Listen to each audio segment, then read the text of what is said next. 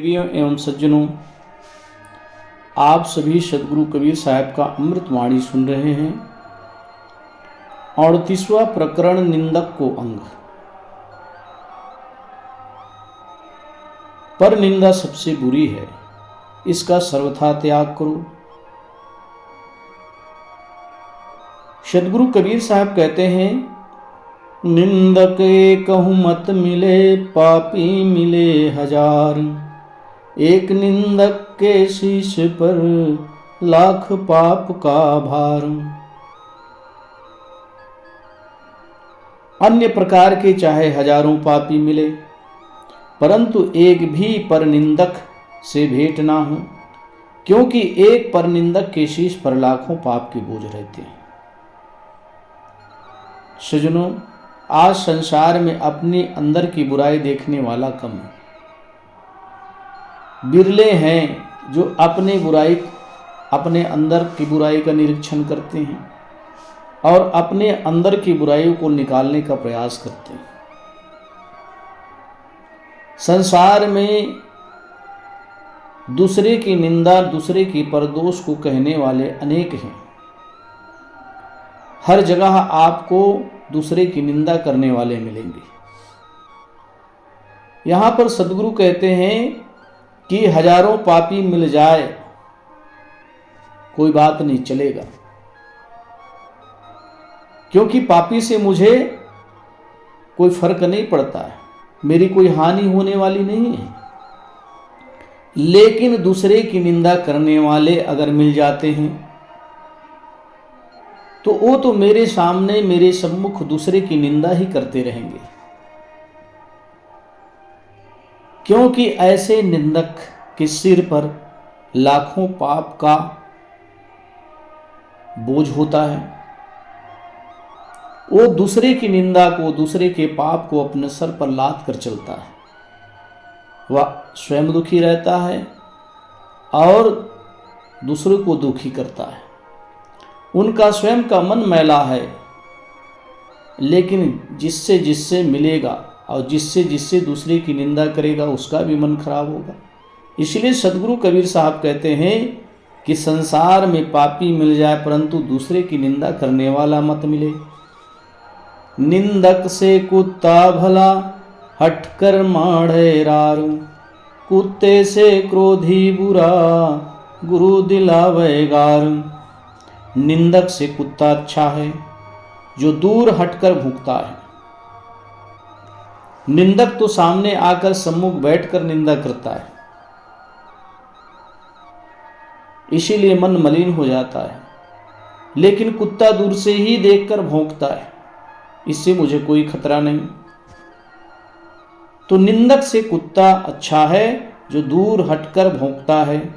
कुत्ते से भी क्रोधी निंदक बुरा है, क्योंकि वह गुरु को भी गाली दिलवाता है। वो गुरु को भी गाली देता है और गुरु को भी गाली दिलवाता है। इसलिए सदगुरु कबीर साहब कहते हैं कि कुत्ते से भी क्रोधी निंदक बुरा है। क्रोधी निंदक जो बात बात में क्रोध कर दूसरे की निंदा करता है और स्वयं वो दुखी रहता है और दूसरे को दुखी करता है, साथ साथ वह अपने गुरु को भी गाली देता है, क्योंकि निंदक व्यक्ति के मन सदैव मलिन रहता है।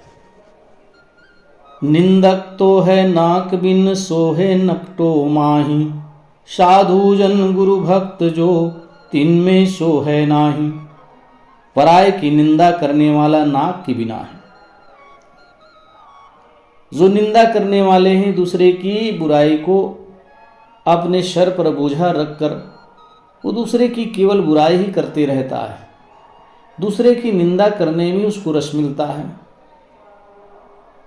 कोई भी अगर उसको सज्जन मनुष्य कहता है कि भाई दूसरे की निंदा नहीं करना चाहिए, परंतु उसने नाक तो कटवा लिया है, उसे अपने अंदर की बुराई नहीं दिखता, वो दूसरे की बुराई दिखता है और दूसरे की बुराई लेकर के वो दूसरों के पास निंदा करता है। तो साहब कहते हैं, पराये की निंदा करने वाला नाक के बिना है।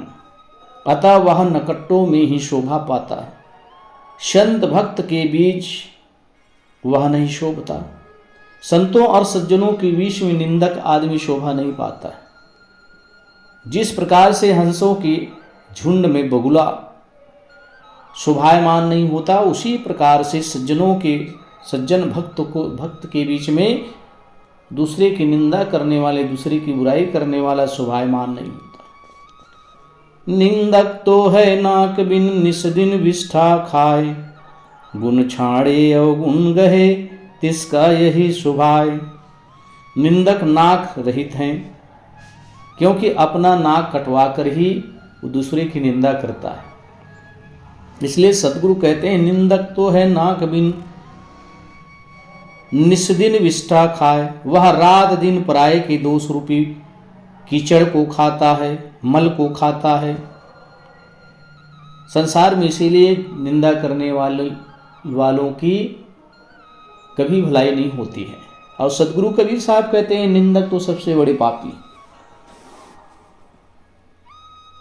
वह लोगों के सद्गुणों को त्याग कर केवल दुर्गुणों को ही ग्रहण करता है, उसका यही स्वभाव होता है। सदगुरु कहते हैं निंदक व्यक्ति किसी दूसरे के सद्गुण को नहीं देखता, केवल उनको दोष दिखता है और दोष को दूसरों के पास जा जा करके कहता है, दूसरे के मन की मलिन करता है।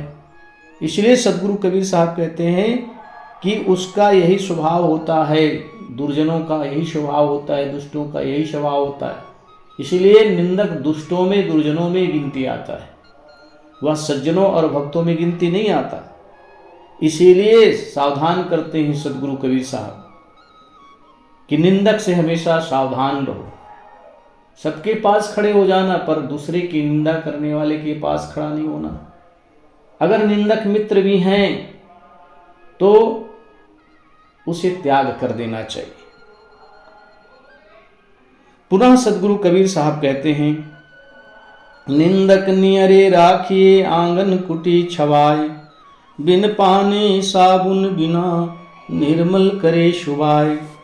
अपने निंदक को अपने आंगन में मकान बनवाकर सदैव पास में रखो, क्योंकि वह बिना साबुन पानी के ही निंदा कर करके आपका स्वभाव सुधारता रहेगा, सावधान करता रहेगा। सदगुरु कबीर साहब एक तरफ तो निंदा करने वाले की यहाँ पर जो है बुराई करते हैं और कहते हैं कि पापी से भी बढ़कर निंदा करने वाले। लेकिन इस साखी में सदगुरु कबीर साहब कहते हैं निंदक नियरे राखिए आंगन कुटी छुबाए। अपने निंदक को अपने पास में रखो। जो हमारी अवगुण को वो निकालता है वह भी एक निंदक है। जो हमारी बुराई को दिखाता है, हमारी बुराई को बताता है, साहब कहते हैं उस निंदक को अपने पास अपने घर में कुटी बनाकर रखो, मकान बनाकर रखो, क्योंकि वो बिना पानी और बिना साबुन के मन के मैल को धोता रहेगा, वो मन में मलिन आने नहीं देगा। इसलिए सदगुरु कबीर साहब कहते हैं बिना साबुन के, बिना पानी के वो हमारे मन के मैल को धोता रहता है। इसलिए उस निंदक को अपने पास में रखो। लेकिन जो दूसरे की निंदा करता है उसको अपने पास नहीं रखना। यो निंदकों की संगत बुरी होती है, परंतु जो हमारी स्वयं की निंदा करता है और स्वयं के पास कहता है उससे आपकी भलाई है। इसलिए सदगुरु कबीर साहब कहते हैं उसको अपने पास ही रखना, क्योंकि हमारी वो निंदा कर रहा है। लेकिन हमारी जो है निंदा दूसरे के पास में करता है वही तो सबसे बड़े पापी हो जाता है। मेरे अंदर की खराब खोट को बताए, मेरी गलती को बताए, मेरे स्वभाव में जो गलत है, मेरे मन में जो गलत है, मेरे आचरण में गलत है, उसको बताए तो उस निंदक को अपने पास में रखना चाहिए। इसलिए सदगुरु कबीर साहब कहते हैं कि निंदक को अपने पास में रखो, बिना साबुन और बिना पानी के वो मन के मैल को धोता रहेगा। निंदक दूर न कीजिए, कीजिए आदर मान, निर्मल तन मन सब करे, बके आन ही आन। अपने निंदक को दूर न करो, बल्कि उसका आदर सत्कार करो। वह आपके आचरणों के विषय में और का और ही बक बक कर आपके तन मन वचन को शुद्ध करेगा। पुनः सदगुरु कबीर साहब कहते हैं कि जो हमारे स्वयं की निंदा करने वाले हैं उसको अपने पास रखो और उसका सत्कार करो, आदर करो, सम्मान करो, उसको दुत्कारो नहीं, उसको अपने से दूर मत रखो, क्योंकि वह हमारे गलत आचरणों को निकाल कर, हमारे गलत स्वभाव को निकाल कर, कह कर हमारे तन मन वचन को शुद्ध करेगा। निंदक मेरा जनि मरो जीवो आदि जुगादि, कबीर सतगुरु पाइये निंदक के प्रसादी। ऐ मेरे निंदक, तुम मत मरो बल्कि युग युग जियो। ऐ मनुष्यों, निंदक की कृपा से ही यथार्थ सदगुरु को प्राप्त करोगे। पुनः सदगुरु कबीर साहब कहते हैं कि ऐ मेरे निंदा करने वाले निंदक, तू मत मर, युगों युगों तक तू जीते रहा, क्योंकि ऐसे निंदक मिलना मुश्किल है। क्योंकि निंदक तुम्हारी ही कृपा से, उस निंदक की कृपा से ही यथार्थ सदगुरु को प्राप्त होंगे। तो इस प्रकार से सदगुरु कबीर साहब जो है स्वयं की निंदा करने वाले को अपने पास रखने की बात कहते हैं। उसे अपने से दूर ना करो, अपने ही पास में रखो, ताकि हमारा मन निर्मल होता रहे, मन पवित्र होता रहे। कबीर निंदक मर गया अब क्या कहिए जाए, ऐसा कोई ना मिला बीड़ा ले उठाए। सदगुरु कबीर साहब कहते हैं मेरा निंदा करने वाला मर गया, मेरा हर क्षण निंदा करते थे, मेरा हर प्रकार के दुर्गुणों को मुझे बताते थे, वो तो मर गया। क्या कहा जाए, ऐसा कोई उसके समान नहीं मिलता है कि वह फिर मेरे निंदा, मेरे अंदर की बुराई को मेरे को ही कहे। कबीर निंदक मरी गया अब क्या कहिए जाए, ऐसा कोई ना मिला बीड़ा ले उठाए। जो उनके बीड़े को उठा ले, उनके स्वभाव को ग्रहण कर ले, ऐसा मिलना अब दुर्लभ है। सातो सागर में फिरा जम्बू दीप दय पीठ, पर निंदा ना ही करे सोई कोई बिरला दीठ। जम्बू द्वीप के आगे सातों समुद्रों से घिरी हुई सारी पृथ्वी में मैं घुमा, परंतु पराये की निंदा जो नहीं करता हो ऐसा कोई बिरला ही दिखाई पड़ता है। यहाँ पर सदगुरु कबीर साहब कहते हैं मैंने पूरी पृथ्वी घुमाया, परंतु दूसरे की निंदा करने वाले संसार में बहुत हैं, और जो दूसरे की निंदा नहीं करता है ऐसा मुझे कोई व्यक्ति नहीं मिला। संसार में सब दूसरे की निंदा करते रहते हैं, चाहे संसारिक जीवन जीने वाला हो, चाहे कल्याण के पथ मेरा चलने वाला हो। साधु समाज में भी एक दूसरे की निंदा करते रहते हैं। संसारी लोग निंदा तो करते हैं, परंतु दुख की बात यह होती है कि संत साधु साधक लोग भी दूसरे की निंदा करते रहते हैं। तो सदगुरु कबीर साहब कहते हैं कि जम्बू द्वीप के आगे सातों समुद्र से घिरी हुई सारी पृथ्वी मैंने घुमाया, परंतु पराये की निंदा, दूसरे के दोष देखने वाले मुझे कम मिले। ऐसा कोई बिरला दिखाई पड़ा, कोई एक आध जो दूसरे की निंदा नहीं करते हैं। इसलिए सदगुरु कबीर साहब यहाँ पर कहते हैं कि दूसरे की निंदा करने वाले, दूसरे के दोष देखने वाले संसार में सभी लोग हैं, लेकिन अपने अंदर की बुराई को देखने वाले बहुत कम, अपने अंदर की बुराई को मारने वाला कम। दोष पराया देख के चले हसंत हसंत, अपने चित्त न आवई जिनको आदि नयंत। पराये के दोषों को देखकर निंदक लोग हंसते हंसते चलते हैं, वे अपने अंतःकरण के दोषों को नहीं देखते, जिनका वारा पार नहीं है। सदगुरु कबीर साहब कहते हैं कि संसार में जो बुरे लोग होते हैं, जो निंदा करने वाले लोग होते हैं, वो दूसरे की निंदा कर करके हंसते हैं, हंसी उड़ाते हैं, लेकिन जिसकी वो निंदा कर रहे हैं उसकी तो कोई हानि नहीं होती। हानि तो जिन निंदा करता है उसकी होती है, उसके सुख चैन, उसकी शांति चली जाती है, वो अंदर ही अंदर जलते रहते हैं, अंदर अंदर उनके अंदर आग लगी होती है, वो धुधुक धुधुक करके निंदा कर करके जलते रहते हैं।